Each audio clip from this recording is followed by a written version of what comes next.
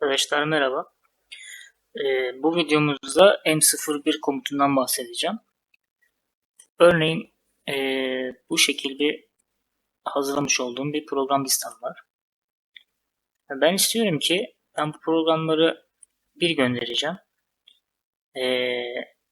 Fakat işte 4.02'den sonra 6.05'e geçmeden hani magazin göndereceğim için bir dursun diyorum. Tekrar cycle start almasını istiyorum. O yüzden 4.02'ye geldim. Şurada makine kontrol bölümümüz var. Tamam mı? Program başladığı zaman mı dursun diyor, bittiği zaman mı dursun diyor. Ben diyorum ki bittiği zaman dursun. Burada operatör mesaj kısmı var. Geldim buraya. Dedim ki M01. Okeyledim. Okeyledim. Okeyledim.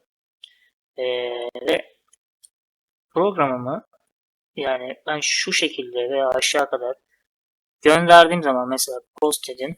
Buradan hepsini gönderip seçip gönderdiğim zaman bu programı yapacak ve 6.05 olan programa geçmeden program duracak.